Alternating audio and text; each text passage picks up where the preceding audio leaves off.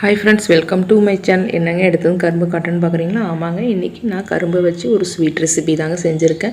இப்போ நான் ஏற்கனவே கரும்பு நம்ம எப்படி ஜூஸ் போடுவோன்ற வீடியோ உங்களுக்கு கொடுத்துருக்கேன். அதோட லிங்க்கும் டிஸ்கிரிப்ஷனில் கொடுக்குறேன் நீங்கள் அதை பாருங்கள். இப்போ வந்து நான் என்ன பண்ணேன்னா, கரும்பு எல்லாத்தையும் ஒன்றா போடலைங்க, கொஞ்சம் கொஞ்சமாக பல்ஸில் போட்டு எடுத்துகிட்டு அப்புறம் மொத்தமாக நான் மிக்ஸி ஜாரில் அப்புறம் மொத்தமாக போட்டு ஓட்ட ஆரம்பித்து நமக்கு ஈஸியாக மஞ்சியும் வந்துடுது, நமக்கு ஜூஸ் நிறையா கிடைக்குதுங்க.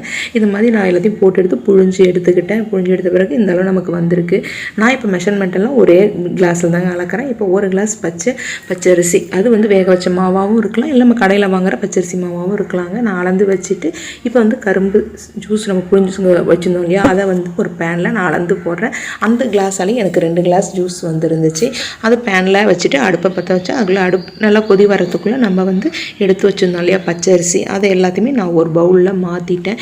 இப்போ வந்து எதால் நம்ம ஜூஸ் அளந்தோமோ பச்சரிசி அளந்தோமோ அதாலே இப்போ 2 கிளாஸ் வந்து நான் தண்ணி அதில் ஊற்றிட்டு நல்லா கிளறுங்க. உண்டை எதுவுமே இல்லாமல் நல்லா கிளியராக நமக்கு ரெடி கிண்ட நல்லா இதுல வரணும், உண்டை பிடிக்காமல் இருக்கணுங்க. அதை மாதிரி கிளறி நீங்கள் வச்சுருங்க. வச்சுட்டு நம்ம பார்த்தோம்னா அதுக்குள்ளே நமக்கு கரும்பு சாறு நல்லா கொதிக்க ஆரம்பிச்சிடும். ஃப்ரெண்ட்ஸ் பாருங்கள், நல்லாவே கொதிக்குது. இப்போ எதால் நான் அளந்தோனோ அதால் 1/4 கிளாஸ் அளவு நாட்டு சர்க்கரைங்க அளந்துருக்கேன். இப்போ 1/4 கிளாஸ் அளவு போட்டாலே இனிப்பு நமக்கு கரெக்டாக இருக்குங்க, போதுமான அளவு இருக்குது. நீங்கள் அதுக்கு மேலே சேர்க்க வேண்டாம். நான் 1/4 கிளாஸ் அளவு தான் நாட்டு சர்க்கரை தான் சேர்த்தேன்.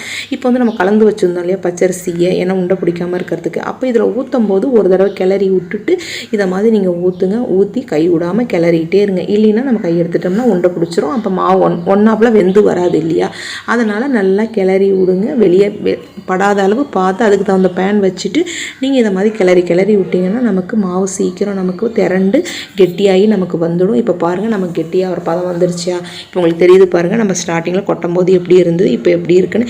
இது ஒன்றாப்புல திரண்டு மாவு நமக்கு வெந்து வர்ற வரைக்கும் இந்த மாதிரி கைவிடாமல் கிளறிக்கிட்டே இருங்க.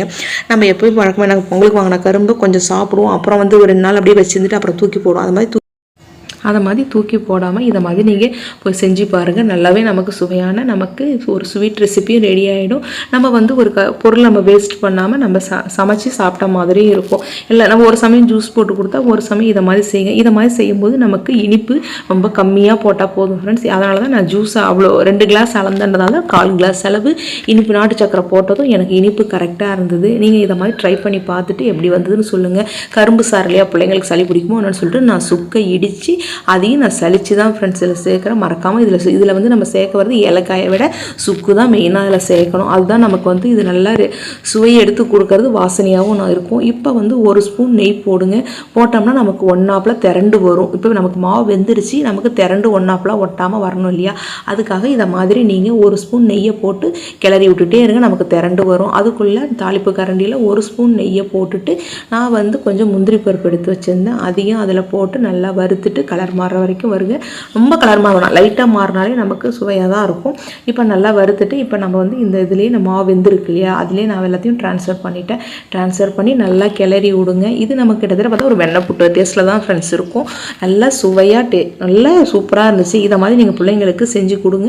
நீங்கள் அளக்கிற கரும்பு சாருக்கு தகுந்த மாதிரி நீங்கள் இனிப்பை சேருங்க. நீங்கள் இன்னும் 1 கிளாஸ் சேர்த்து போடுறீங்க கரும்பு சாறுனா இன்னுமே நீங்கள் சர்க்கரையை கம்மி பண்ணி சேருங்க. இப்போ பாருங்கள், நமக்கு ஒன்றாப்புல திரண்டு வந்துருச்சு. இப்போ இதை நம்ம ஒரு பவுலில் மாற்றி பசங்களுக்கு கொடுக்க வேண்டியதான். இல்லைன்னா நம்ம கேக் மாதிரி வெட்டணுன்னாலும் ஒரு தட்டில் நெய்யை தடவிட்டு இதை ட்ரான்ஸ்ஃபர் பண்ணி நல்லா ஆறின பிறகு பீஸ் போல் நம்ம கேக் பீஸாக கூட போட்டு பிள்ளைங்களுக்கு கொடுக்கலாம். ஆனால் எங்கள் வீட்டில் வந்து இது எடுத்ததும் ஒன்று சூடாக சாப்பிட போகிறேன்னு சொல்லிட்டு இதை மாதிரி ட்ரான்ஸ்ஃபர் பண்ணவே சின்ன பவுலில் வச்சு ஸ்பூன் போட்டு கொடுக்க சொல்லிட்டாங்க. சாப்பிட்டு ரொம்ப சுவையாக இருக்குன்னு சொன்னாங்க. நீங்கள் செஞ்சு பார்த்துட்டு எப்படி இருக்குன்னு மறக்காமல் கமெண்ட் பண்ணுங்கள்.